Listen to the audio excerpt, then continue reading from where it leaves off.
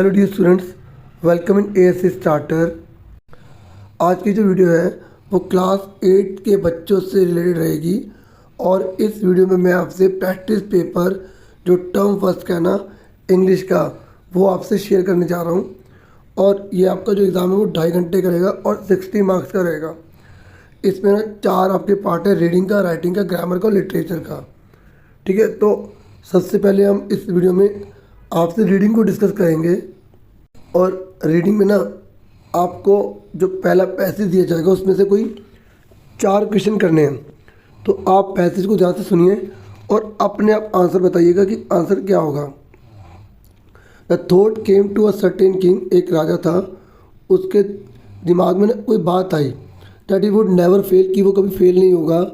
If he new 3 things, अगर उसको 3 चीज़ें पता लग जाए। कौन कौन सी? दीज 3 थिंग्स वर, और ये 3 चीज़ें इस प्रकार थी। पहला, what is the right time to begin something, कोई चीज़ शुरू करने का राइट टाइम क्या होगा। Which people should he listen to, उन्हें किन लोगों की सुननी चाहिए।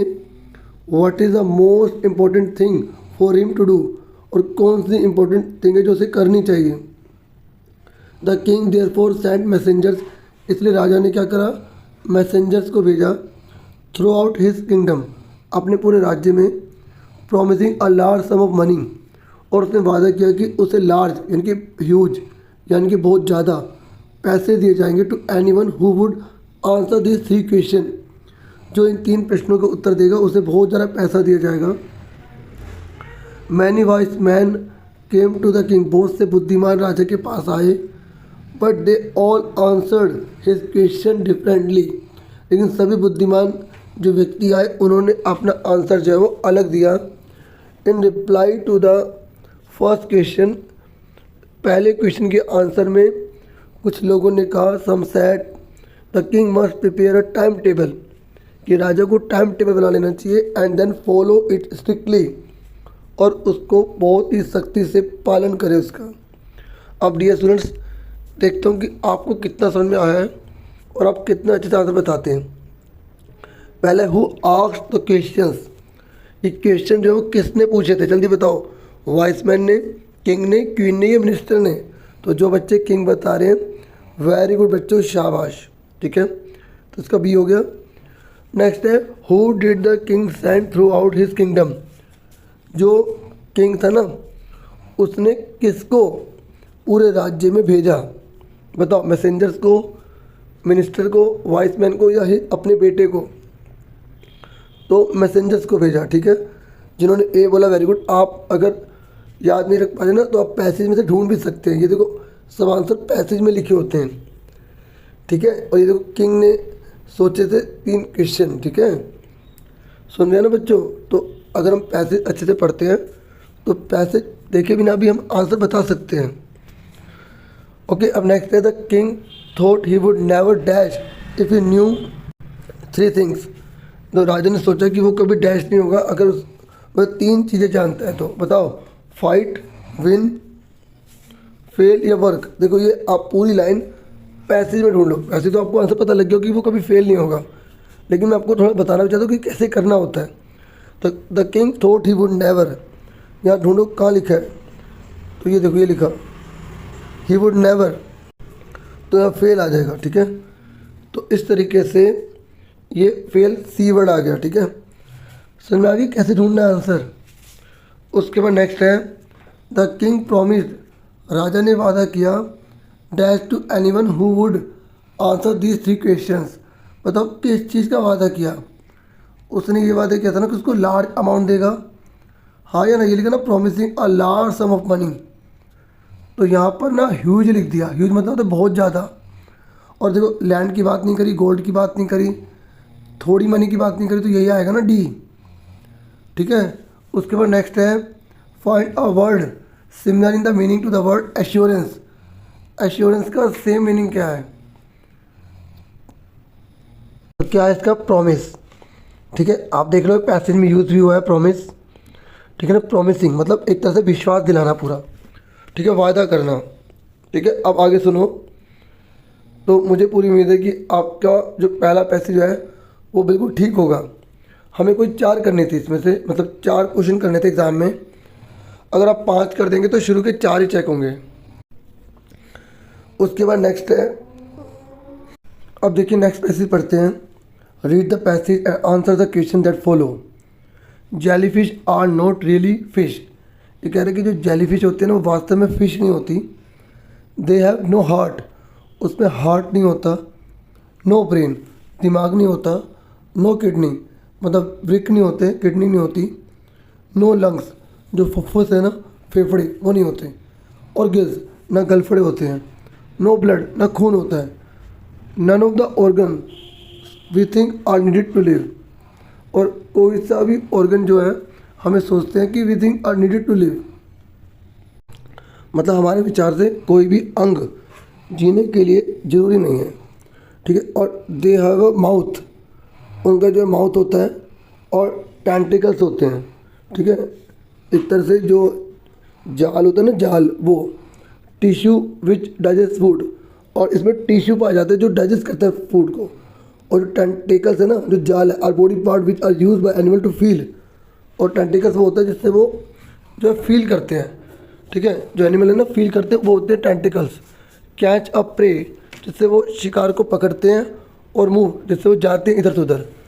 Jellyfish live in the sea, और ये सी में रहते हैं, सी में। And are found in all oceans, जितने भी समुद्र सब में पाए जाते हैं। Some jellyfish live in fresh water, कुछ जेलीफिश ऐसे होते हैं जो फ्रेश वाटर में होते हैं।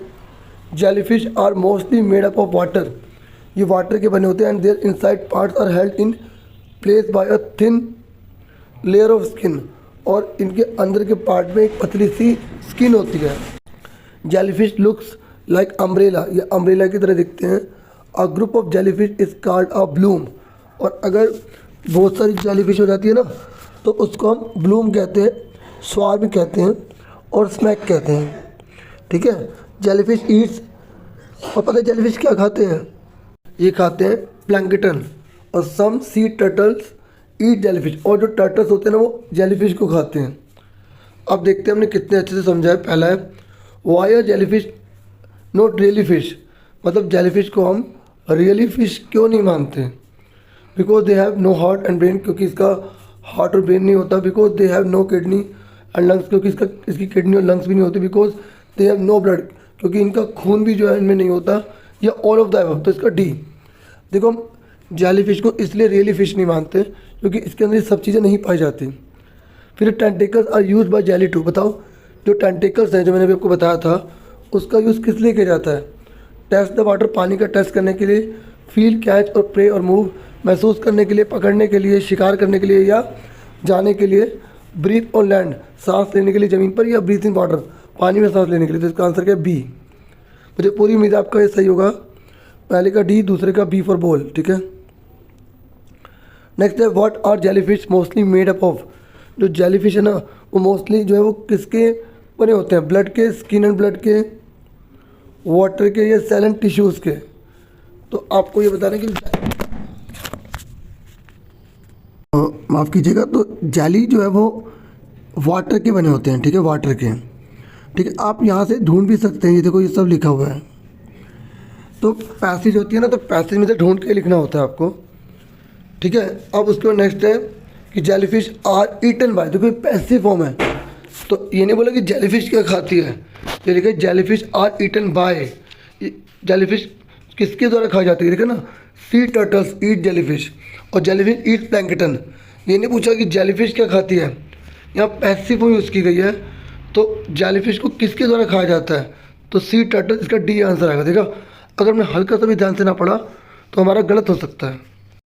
अब उसके बाद नेक्स्ट है find a word opposite in meaning to the word cluster.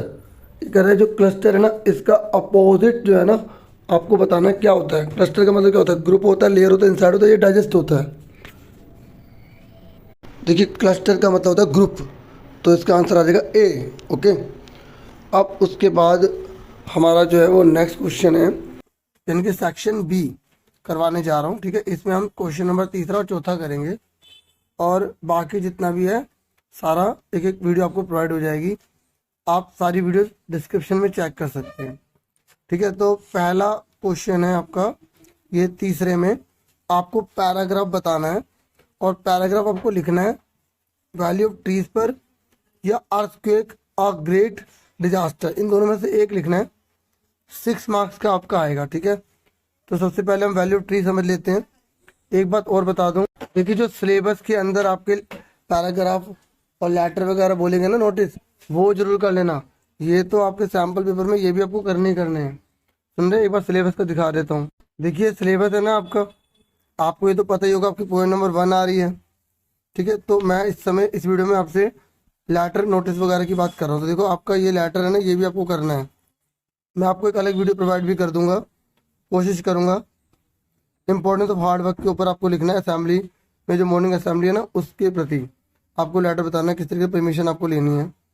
और आपका एक लेटर ये वाला आ रहा है अर्थ डे के ऊपर, ठीक है, किस तरीके से आपने सेलिब्रेशन करा। जैसे अभी आपके जो सैम्पल पेपर है उसमें इंडिपेंडेंस डे का बोला ना, तो वैसे ही आपको अर्थ डे के ऊपर कर देना है, ठीक है। फिर एक नोटिस आपको यहाँ दे रहेगा दिल्ली दर्शन ट्रिप पर, और यहाँ पर एक और नोटिस है, यहाँ पर जो विक्टिम्स हो गए ना, नेचुरल डिजास्टर आ गया, मतलब भूकंप बाढ़ ऐसा कुछ आ गया, तो उन लोगों के लिए पैसे इकट्ठे करने हैं, स्कूल में आपको जमा करवाने हैं, ठीक है। लोगों बच्चों को बोलना है कि आप पैसे दान कीजिए ताकि इन लोगों की मदद की जा सके, ठीक है। तो ये इसके अंदर है। और पैराग्राफ भी लिखा है डिजास्टर मैनेजमेंट के ऊपर, वो तो सैम्पल पेपर में भी है, तो मैं आपको बता दूंगा। बाकी ग्रामर ये यहाँ तक आपको करना है सारा, यहाँ तक ना मिड टर्म में आपको करना है। और वर्कशीट भी आप करेंगे, वर्कशीट नहीं छोड़ सकते आप। सुनामी का एक लेसन आ रहा है, लेकिन आपको डीपली करना होगा। कोई सी भी लाइन कुछ भी बोल सकते हैं, जैसे उसमें उसमें जो मेघना है, मतलब किस तरीके की क्या क्या सिचुएशन हुई थी, सारा अच्छे से आपको पढ़ना है सुनामी वाला। वो देखिए मैं आपको बता रहा था कि आपका एक लेसन आ रहा है, तो आप सुनामी का जो लेसन करेंगे, मैं आपको एक बात और बता दूं कि अगर जैसे इसमें राइटर का नेम है तो वो भी आप जरूर याद करना। पोएम आपकी जो है 2 आ रही है ना, एक ज्योग्राफी लेसन और ये जो क्रिकेट से रिलेटेड है, the end and the cricket. तो इसमें पोएम और पोएट के नाम, राइमिंग स्कीम, ये भी अच्छे से करना। देखो पोएट्री डिवाइस भी बोला है। बता बच्चों, पोएट्री डिवाइस क्या होती है आपको? पोएट्री डिवाइस का मतलब होता है आपको उसमें अलंकार बताना होता है, ठीक है। अलंकार में आपको देखो सिंपल दे सकता है, एक दे सकता है आपको अलिट्रेशन, ठीक है, अलिट्रेशन दे सकता है। अलिट्रेशन में क्या होता है, पहला अल्फाबेट सेम होता है, जैसे फार, फार, फ्रॉम, तो यहाँ पर एफ एफ एफ सेम आ गया ना तीनों में, तो ये बोलोगे अलिट्रेशन है। यहाँ पर जो मैंने भी लिखा था ना, तो अलिट्रेशन होता है। और अगर लाइक लिखा आ जाए, कहीं पर एस लिखा आ जाए, तो उसे सिमिले कहते हैं। जैसे आपने हिंदी में अलंकार पढ़ोगे, वैसे ही इंग्लिश में पोएट्री डिवाइस होती हैं। यहाँ पे इंट्रोडक्शन दिया तो मतलब ज़्यादा बड़ा नहीं आएगा, आप में अगर एक आधा क्वेश्चन आ सकता है अगर आएगा। चलो फटाफट हम लेटर वगैरह और नोटिस जो भी है वो कर लेते हैं। ये थोड़ा सा सिलेबस डिस्कस कर दिया मैंने। देखिए पहले मैं आपसे वैल्यू ऑफ ट्री का पैराग्राफ शेयर कर रहा हूँ, मैंने लाइन्स में लिखा है ताकि बच्चों को आसानी से याद हो जाए। आप इसको और बड़ा या छोटा भी कर सकते हैं। तो वैल्यू ऑफ ट्रीज है, तो इसमें मैंने लाइन्स लिखी हैं, trees are very important in our life. पेड़ों का हमारे जीवन में बहुत ज़्यादा महत्व है। दे आर लाइक सेंट, ये संतों की तरह हैं। दे लिव फॉर अदर, ये दूसरों के लिए जीते हैं, ठीक है। दे गिव फ्लावर्स, ये फूल देते हैं, वेजिटेबल्स देते हैं, फ्रूट देते हैं, एटसेट्रा, ठीक है।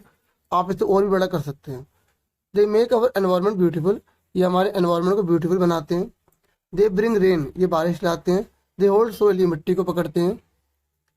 दे take carbon dioxide and give oxygen, ये ना फुल स्टॉप जरूर लगाना, ठीक है। और ये कार्बन डाइऑक्साइड लेते हैं और ऑक्सीजन देते हैं, ठीक है। दे गिव कूल शेड, ये ठंडी छाया देते हैं। We can get rest under the cool shade, हम ठंडी छाया के नीचे आराम भी कर सकते हैं, ठीक है। They are the source of medicine, ये दवाइयों का स्रोत है, ठीक है, क्योंकि इनसे दवाइयाँ मिलती हैं हमें। They are the house of many birds and animals, ये पक्षियों और जानवरों का घर है। We should not cut trees, हमें पेड़ों को काटना नहीं चाहिए। एंड ग्रो मोर ट्रीज, और पेड़ों को उगाना चाहिए, ठीक है डियर स्टूडेंट। आप इसका स्क्रीनशॉट ले सकते हैं। अब उसके बाद नेक्स्ट देखते हैं क्या है। अब उसके बाद नेक्स्ट है अर्थक्वेक अ ग्रेट डिजास्टर। हमें अर्थक्वेक के बारे में यहाँ बताना है, जो एक बहुत बड़ी डिजास्टर है। अब डियर स्टूडेंट्स पैराग्राफ सुन लीजिए, आंसर सुनिए। Earthquake a great disaster, sudden trembling of the surface of the earth is termed as earthquake. जब अचानक धरती में ना कंपन पैदा हो जाता है, ठीक है, धरती के सरफेस पर, तो हम उसको क्या बोलते हैं, अर्थक्वेक बोलते हैं, ठीक है। It can originate at any point of the अर्थ, जो हमारी धरती है ना उसकी किसी भी पॉइंट पर ये जो है ना पैदा हो सकता है, ये जैसे समुद्र के अंदर भी पैदा हो सकता है ये, ठीक है। तो बिल्कुल सिंपल लैंग्वेज में लिखने की कोशिश की, समझा भी रहा हूँ। It is a natural disaster, ये प्राकृतिक आपदा, मतलब इंसान के हाथ में नहीं है।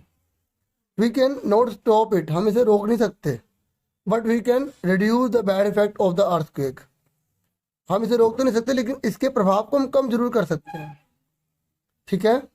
Earthquake can occur due to various reason, earthquake पता है कौन कौन से कारणों से आता है, लाइक वॉल्केनिक इरप्शन, अचानक जब ज्वालामुखी फट जाते हैं ना, आइस फॉल, बहुत बड़े बड़े बर्फ के पहाड़ गिर जाते हैं, लैंडस्लाइड, जमीन अपनी जगह से सरक जाती है, या मूवमेंट ऑफ रॉक, चट्टानें हिल जाती हैं, एटसेट्रा, इन सब कारणों की वजह से अर्थक्वेक आते हैं। आगे सुनिए, it can cause damage of human life, ये मनुष्य की जो लाइफ है उसको भी डैमेज कर सकती है, ठीक है। Richter scale is use to measure the intensity of earthquake, ये जो रिक्टर स्केल है ना उसका प्रयोग किया जाता है अर्थक्वेक की इंटेंसिटी, मतलब वो कितनी प्रभावी है ना उसको पता लगाने के लिए, ठीक है। मतलब अर्थक्वेक कितना ताकतवर है, रिक्टर स्केल का इस्तेमाल किया जाता है। वी कैन नॉट प्रिडिक्ट, हम इसको प्रिडिक्ट तो नहीं कर सकते हैं कि कब आएगा कब नहीं आएगा। We should do not do any work in panic, हमें क्या करना चाहिए, वी शुड, यहाँ पे हटा लो, we should not do any work, हमें कोई भी काम ना पैनिक में नहीं करना चाहिए, जल्दबाजी में नहीं करना चाहिए। कवर अवर हेड, अपना सिर ढकना चाहिए ड्यूरिंग अर्थक्वेक, अर्थक्वेक के दौरान, ठीक है। तो ये थोड़ा सा मैंने लिखा है आपके लिए, और इतना बहुत होगा, अगर आप इसे ऐड करना चाहें ऐड कर सकते हैं। आगे देखो नेक्स्ट चीज़, देखिए अब हम चौथा क्वेश्चन डिस्कस कर लेते हैं। चौथे क्वेश्चन में ना आपसे बोला गया है कि आपको लेटर करना है इंडिपेंडेंस डे पर, या चौथे क्वेश्चन में आपको बोला गया आप नोटिस कर सकते हो, मतलब आपके एग्जाम में भी ऐसे आएगा, लेटर या नोटिस में से आपको एक करना होगा, कोई भी आप एक कर सकते हैं। अब सैम्पल पेपर में तो ये दे रखे हैं, लेकिन आपके सिलेबस में और भी दे रखे हैं, मैंने आपको दिखा दिए थे अभी, ठीक है, तो वो कर लेना। अभी फिलहाल हम पहले इसको देखते हैं, इस लेटर को। इस लेटर में बोला गया कि आपने इंडिपेंडेंस डे सेलिब्रेट किया, ठीक है, और उस इंडिपेंडेंस डे को जो आपने सेलिब्रेट किया अपने फ्रेंड को बताना, आपने क्या क्या किया, क्या क्या हुआ, और स्कूल के अंदर जो किया था ना वो आपको बताना है, ठीक है। देखिए सबसे पहले तो आप अपना एड्रेस लिखेंगे, ये मैंने ऐसे ही एड्रेस लिख दिया है, ठीक है, आइडिया देने के लिए। फिर आप डेट लिखेंगे, फिर डियर लिख के आपके फ्रेंड का नाम क्या यहाँ पर लिख दोगे, डियर राहुल, डियर मोहन, जो भी आपका फ्रेंड है, अमित जो भी है, ठीक है, हर्षित जो भी है, मतलब उसके हाय फ्रेंड, अपने दोस्त को बोल रहे हो आई एम फाइन हियर, मैं यहाँ ठीक हूँ, ठीक है, यहाँ कोमा लगा देना। हाउ आर यू, तुम कैसे हो। फिर आप बोल रहे हो होप फॉर द सेम, मैं उम्मीद करता हूँ जैसे मैं ठीक हूँ आप भी ठीक हो। Yesterday we had Independence Day, कल हमारे स्कूल में इंडिपेंडेंस डे था। We celebrated in our school with a pomp and show, हमने बहुत मजे के साथ उसे मनाया इंडिपेंडेंस डे को। There were loads of dance programs, बहुत सारे डांस प्रोग्राम हुए, एंड परेड भी हुई। दे कंडक्टेड रनिंग रेस, और उन्होंने रनिंग रेस भी करवाई, मतलब उन्होंने से मतलब है स्कूल के जो मैनेजमेंट है उसने लॉन्ग जंप भी करवाई, हाई जंप इवेंट्स भी करवाई। I participated in the running race, मैंने रनिंग रेस में पार्टिसिपेट किया। Secured first place in it, मैंने प्रथम स्थान प्राप्त किया। फ्रेंड तुझे पता है प्रथम स्थान। Principal admired my skill, principal ने मेरी स्किल की तारीफ करी। It was a wonderful day in my life, friend तुझे पता है मेरी लाइफ का बहुत वंडरफुल टाइम था। और pay my best regard to uncle and aunt, uncle और आंट को मेरा नमस्ते देना, प्यार देना, आशीर्वाद ताकि उनसे मिले। Thank you, you are lovingly, तुम्हारा प्यारा। फ्रेंड नेम लिखना है, ये मैंने अपना नाम लिख दिया है। आपका YouTube channel S starter, class लिख देना, ठीक है। नेक्स्ट देखते हैं। नेक्स्ट है यू लॉस्ट योर वॉच, आपने अपनी घड़ी खो दी है। In the play ground of your school, school के प्ले ग्राउंड में। अब आपको नोटिस लिखना है नोटिस बोर्ड पर, ठीक है, स्कूल में जो नोटिस बोर्ड होता है ना उसमें लिखना है, और आपको बच्चों को बोलना है कि अगर मेरी घड़ी मिली है ना तो उसे सबमिट कर दें, और आपको उस नोटिस में नेसेसरी डिटेल बतानी है। डियर, दोनों में से आपको एक करना है, और नोटिस ये कंपलसरी नहीं है कि ये वाला आ जाएगा, आपको नोटिस 2-3 और का लेने हैं, और एक जो पैटर्न होता है ना जो वर्कशीट में आ रखा है तो वो वाला आप जरूर कर लेना। मैं आपको एक बार दिखाता हूँ। डियर स्टूडेंट, हो सकता है आपको ब्लर नज़र आ रहा हो, आप आपको पता बहुत सारे प्लेटफॉर्म हैं, आप किसी और की वीडियो भी देख सकते हैं। 23 वर्कशीट आप देखेंगे ना तो आपको आइडिया हो जाएगा। ठीक है डियर, चलो आगे बढ़ते हैं। अब इस नोटिस का आंसर करवा रहा हूँ, आप ध्यान से समझिएगा। देखिए सबसे पहले आपको यहाँ पे स्कूल का नेम लिखना है, फिर आपको नोटिस लिखना है, हेडिंग डालें नोटिस की।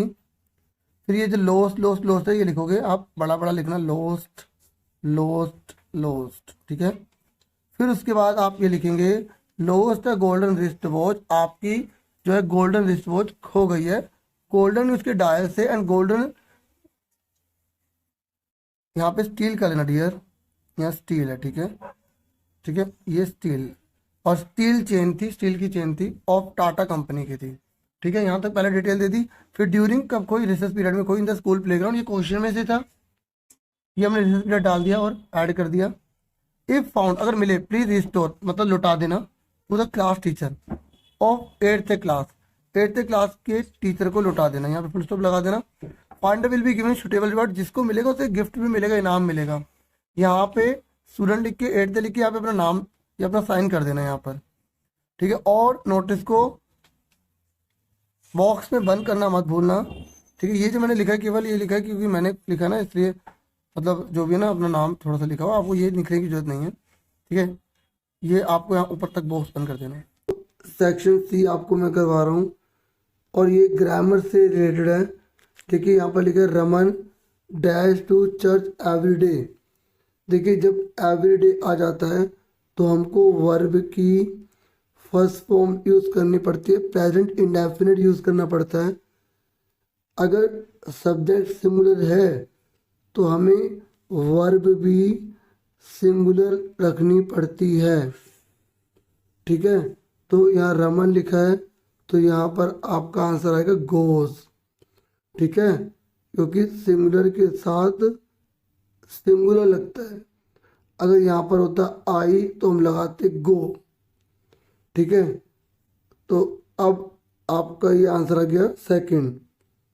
नेक्स्ट है सपना। देखो ये टुमारो लिखा है, जब टुमारो लिखा आ जाए तो हमें फ्यूचर इंडेफिनिट यूज़ करना पड़ता है। और फ्यूचर इंडेफिनिट में ये रूल होता है डियर स्टूडेंट्स कि आई और वी के साथ हमें शैल लगाना है और वर्ब की फर्स्ट फॉर्म लगानी है, और बाकी जितने भी हैं सब ही, शी, इट, नेम, इन सब के साथ हमें जो है विल लगाना होता है। ठीक है, तो अब आप देखिए यहाँ टुमारो लिखा है और विल एक ही बार लिखा है, तो ये आंसर इसका आ गया third. Sapna will come to the party tomorrow, मतलब सपना कल पार्टी में आएगी। क्लियर हो गया आपको। नेक्स्ट है Kartik dash his project yet. देखो जो येट है ना, येट कंप्लीटनेस के लिए बताते हैं अभी भी। ठीक है, तो अगर नोट के लिए ज़्यादातर नेगेटिव में आता है कि अभी भी नहीं हुआ है, मतलब कंप्लीट काम नहीं हुआ है। और जब येट जैसी कोई चीज़ आती है तो प्रेजेंट परफेक्ट का यूज़ किया जाता है, और प्रेजेंट परफेक्ट यहाँ पर यूज़ हुआ है और प्रेजेंट परफेक्ट यूज़ हुआ है यहाँ पर। और मैं आपको बता दूँ जब येट आ जाए तो आपको याद रखना है हैज़ या हैव लगेगा, उसके बाद नोट लगेगा, फिर वर्ब की थर्ड फॉर्म आ जाएगी। हैज़ कब लगता है, ही, शी, इट और नेम के साथ हैज़ लगता है। आई, वी, दे, यू के साथ हैव लगता है। तो कार्तिक एक सिंगुलर है और सिंगुलर के साथ हैज लगेगा, तो इसका आंसर आ गया सेकंड। ठीक है, जो भी वीडियो है वो डिस्क्रिप्शन में आपको लिंक मिल जाएगा, देख सकते हैं आप। करण डैश इज फादर, ये समझ में आ गया आपको। फिर आगे Karan dash is father's car while his son own car is in the workshop। देखो यहाँ जबकि बता रहे हैं और है प्रेजेंट में यूज़ किया जा रहा है, तो जब इस लगा दिया, प्रेजेंट में यूज हो रहा है, तो ये दोनों तो आएंगे ही नहीं। ठीक है, तो करण अब एक जना है, सिंगुलर है, तो ये भी नहीं ले सकता। तो Karan is driving his father's car while his own car is in the workshop।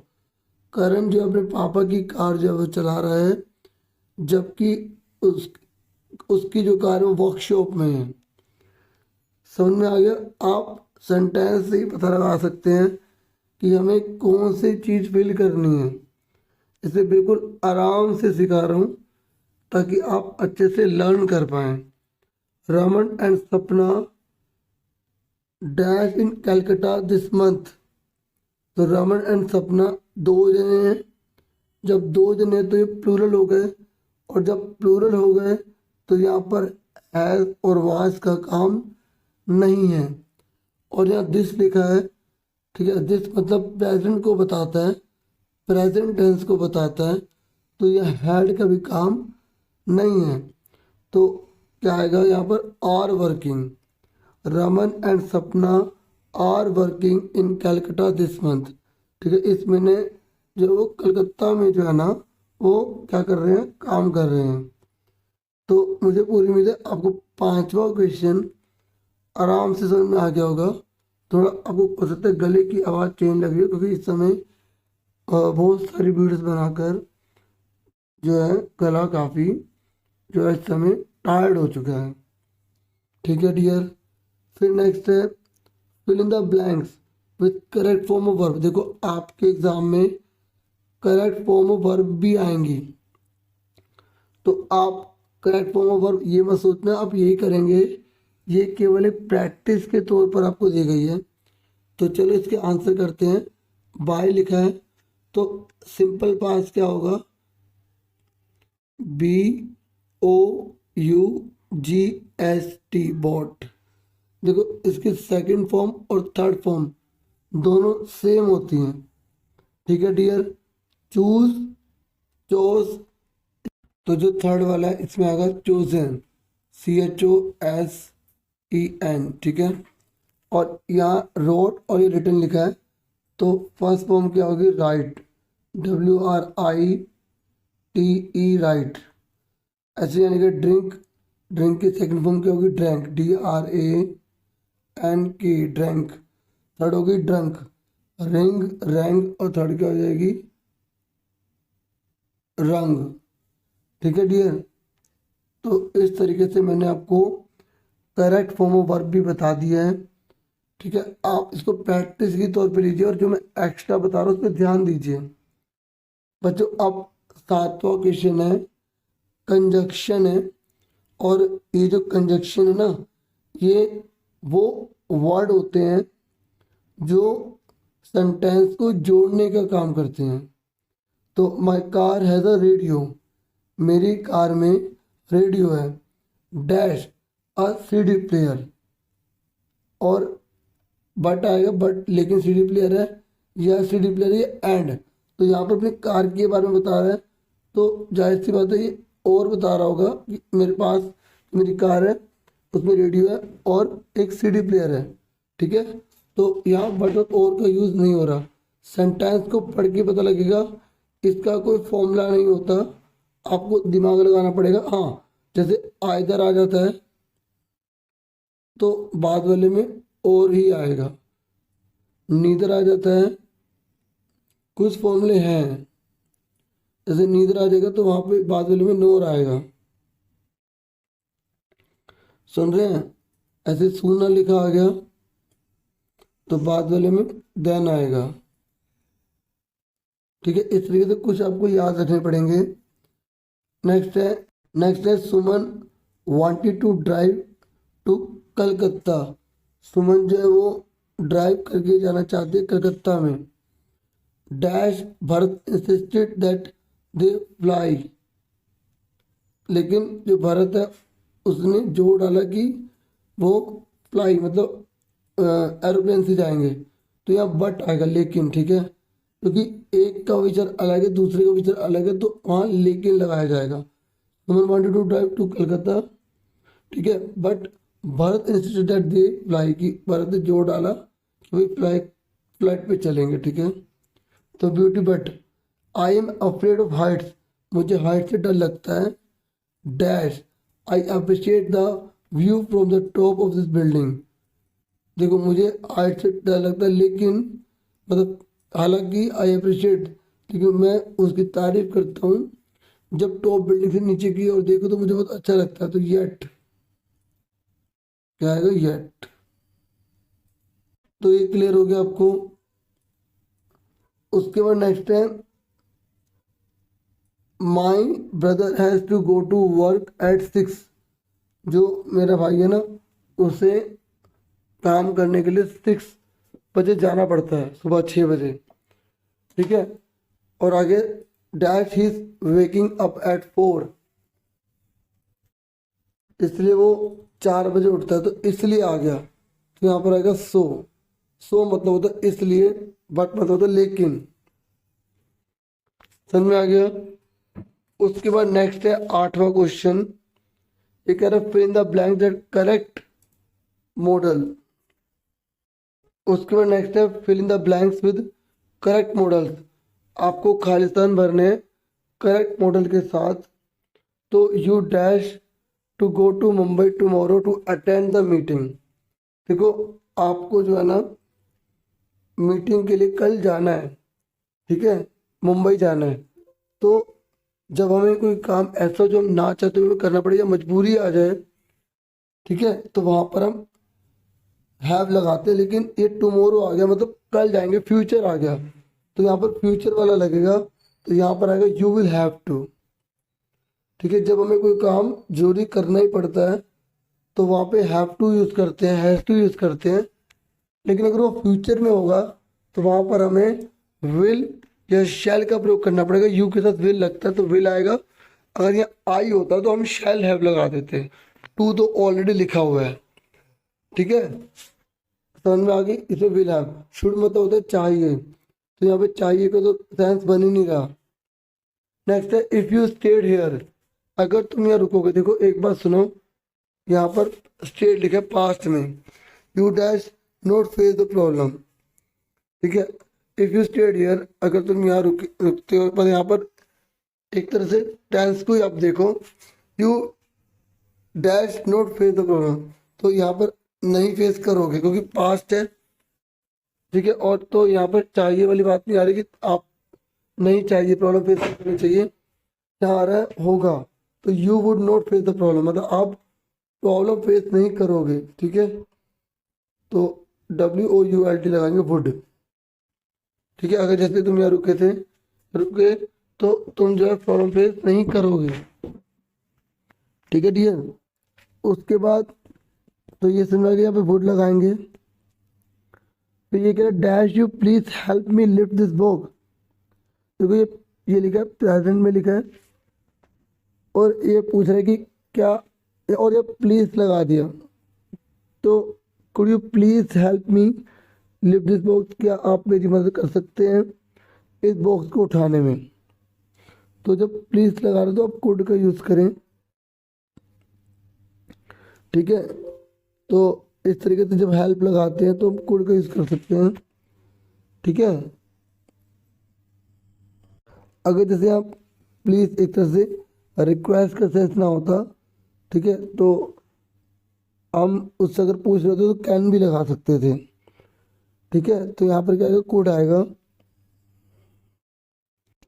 फिर नेक्स्ट है he came here so that he dash meet his child, वो यहाँ पर आया था, सो दैट आ गया, ठीक है, ताकि ही मीट हिज चाइल्ड, वो अपने बच्चे से मिल सके, ठीक है। तो यहाँ आपको ये ध्यान रखना पास्ट में है, और तो यहाँ पर शायद मतलब जो प्रोबेबिलिटी या जो पॉसिबिलिटी है ना वो बहुत कम होती है ना, तो वहाँ पर हम माइट लगाते हैं।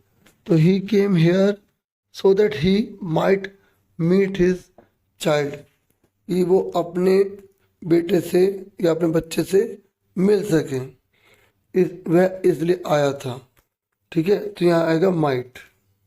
स्टार्ट करते हैं। पहले हमें पैसे दे रखी है इसको पढ़ के इन प्रश्नों के उत्तर देने हैं।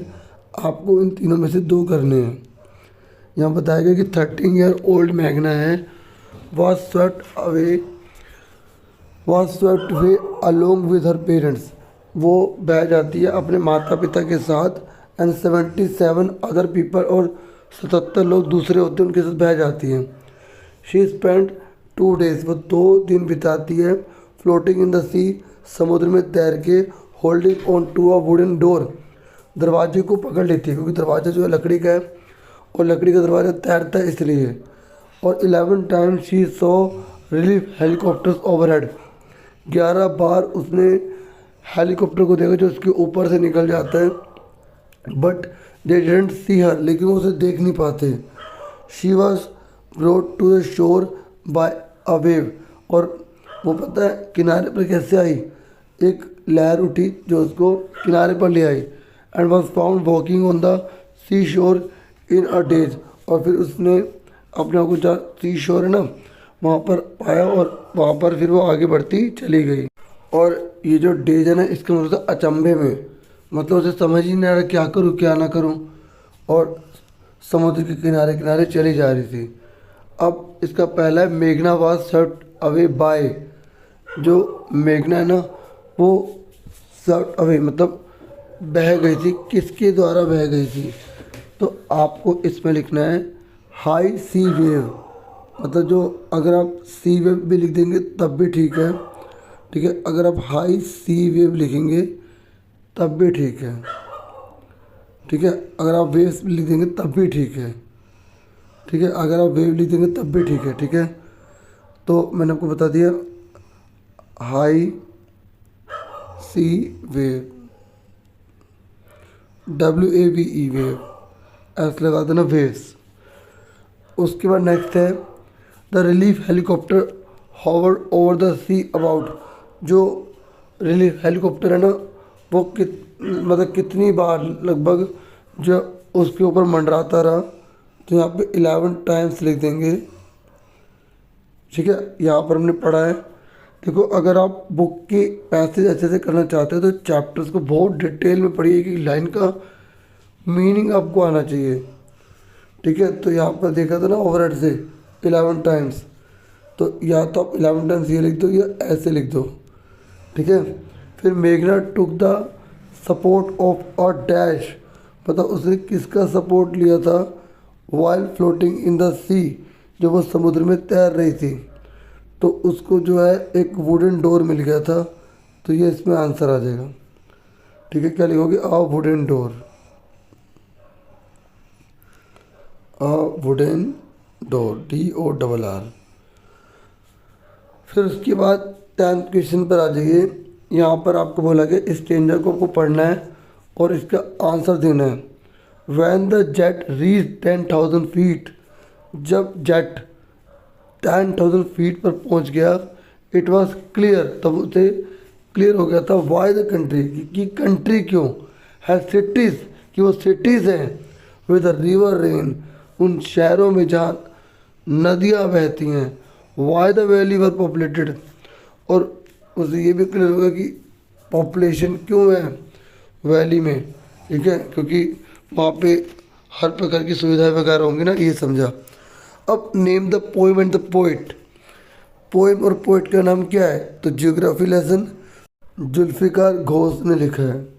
नेक्स्ट है from the height of dash the poet was observing, देखो जब वो कौन सी हाइट पर पहुंचा और वो किसको ऑब्जर्व कर रहा था। जब वो 10,000 फीट की हाइट पर पहुंचा तो उन्होंने बोला why the country had city, तो वो सिटी को ऑब्जर्व कर रहा था।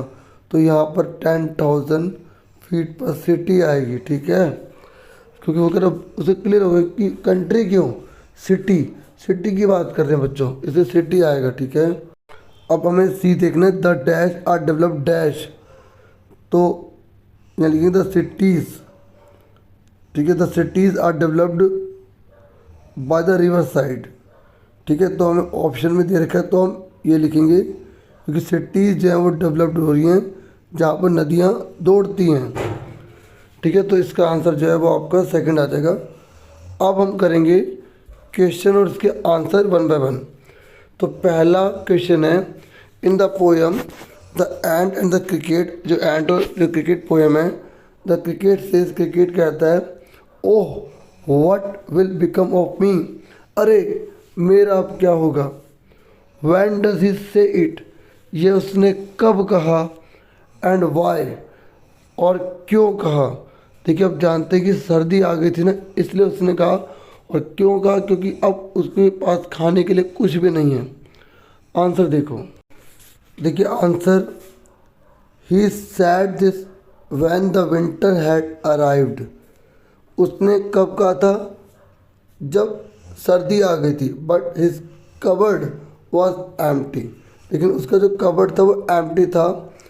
और फिर बिकॉज वाला आंसर है, he could not find a single crumb, he wondered, वो हैरान था, that it was getting cold, कि सर्दी आ रही है। And he had nothing to eat, और उसके पास कुछ भी नहीं था खाने के लिए। क्लियर हो गया पहले वाला, मैंने आपको अच्छे से समझा दिया। अब हम दूसरा क्वेश्चन करेंगे, फिर इसका आंसर समझेंगे। देखिए सेकंड है, why the poem is titled geography lesson, poem का जो नाम है ना वो ज्योग्राफी लेसन क्यों रखा गया। आप बता सकते हैं, because it shows the demographics of a city, वो सिटी का पूरा डेमोग्राफिक बताती है। और इसमें यह भी कि पीपल जो है ना वो लैंड को डिवाइड कर लेते हैं और नफरत करते हैं, हालांकि वो पूरी एक ही है, ज्योग्राफी में जो भी धरती वो एक ही है।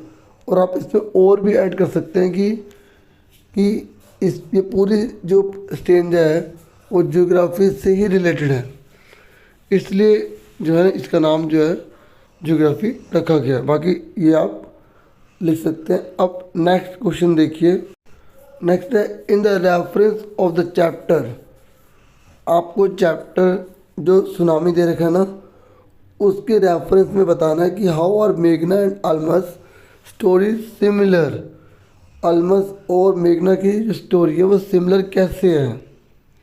तो आप लिखेंगे मेघना एंड अल्तमस, ये टी हटा देना, मेघना and Almas story are similar because they were ignored by relief helicopter, जो रिलीफ हेलीकॉप्टर है ना दोनों को ही रिलीफ हेलीकॉप्टर ने इग्नोर कर दिया था मैनी टाइम्स, बहुत बार। And had floated on log of wood, और दोनों के दोनों लकड़ी पर तैर रहे थे, ठीक है। And had also lost their parents, और दोनों ने अपने पेरेंट्स खो दिए थे, ठीक है। अब नेक्स्ट देखिए, नेक्स्ट है, what are the two different ideas about why so few animals were killed in the tsunami, which idea do you find more believable, describe it. ये कह रहे हैं कि दो डिफरेंट आइडियाज जो है वो कौन से हैं कि जो एनिमल्स है ना वो बहुत कम मारे गए थे सुनामी में, दो विचार कौन से हैं और आप किस पर बिलीव करते हैं। विच idea do you find more believable, आप किस पर ज़्यादा विश्वास करते हैं, तो कह रहा है उसको डिस्क्राइब कीजिए। देखिए दो विचार हैं, the two different ideas are, देखो पहला आइडिया क्या है, पहला क्या कहता है, the animal possesses a six sense. एक आइडिया, कुछ लोगों का मानना है कि एनिमल्स में ना सिक्स सेंस होते हैं, and know when the earth is going to shake, और वो जानते हैं कि धरती कब हिलने वाली है, ठीक है। और मतलब किसी भी चीज़ के बारे में पहले से पता लगा लेते हैं यहाँ, क्योंकि सुनामी है तो इसलिए मैंने उसके रेफरेंस में आंसर दिया है, ठीक है। और दूसरी बात, कुछ लोग ये कहते हैं the animal possesses more acute hearing which has them to hear or feel the earth vibration. तो मतलब कुछ लोग ये कहते हैं कि जो एनिमल्स है उसकी सुनने की शक्ति बहुत ज़्यादा तेज होती है, जिसकी वजह से वो सुन पाते हैं और महसूस कर पाते हैं वाइब्रेशन को धरती के। तो आपसे पूछा कि आप किस पर बिलीव करते हैं बताओ, तो I believe they possesses acute hearing, मैं मानता हूँ कि उनके पास एक्यूट हियरिंग है, मतलब वो छोटी सी आवाज़ को भी वो सुन सकते हैं, जिसकी वजह से वो महसूस कर पाते हैं अर्थ का वाइब्रेशन, ठीक है। अब नेक्स्ट क्वेश्चन देखो, देखिए अगर आपको क्वेश्चन समझ में आता है तो आप बनाकर भी लिख सकते हैं। 5वें क्वेश्चन में बोला गया है कि in the poem geography lesson what did the poet came to know when his jet reached at 10,000 feet. ये कह रहा है कि जब ज्योग्राफी लेसन में जब पोइट 10,000 फीट पर पहुंच जाता है तो उसे क्या चीज़ पता लग जाती है। ठीक है, तो आपको ये बताना। तो थोड़ा सा एक्सप्लेन कर दिया। जब वो ऊपर जाता है क्या दिखता है, from the height of 10,000 feet above the ground, जब धरती से 10,000 फीट पर होता है तो the earth cities were found located on the bank of the river. मतलब जो सिटीज़ हैं वो नदियों के किनारे बसे हुए हैं। And little above the river level, और नदी के लेवल से थोड़ा ऊपर बसी हुई हैं। In valley there were many population, और वैली में बहुत ज़्यादा पॉपुलेशन है वहाँ पर। तो पोइट्स ये जानता है, मतलब ये जान जाता है why the valley were populated, कि वैली क्यों पॉपुलेटेड है, या सिटी जो है वो रिवर के किनारे क्यों बसी हुई हैं। ठीक है, आप इसमें और ऐड करना चाहे तो आप और ऐड कर सकते हैं। एंड वाई सिटीज आर, अगर लिखना चाहे तो लिख सकते हैं located near the river side, near the river side. तो ये था पूरा पेपर। मुझे पूरी उम्मीद है आपके लिए हेल्पफुल होगा। वीडियो को लाइक, चैनल को सब्सक्राइब कर सकते हैं। Thank you for watching.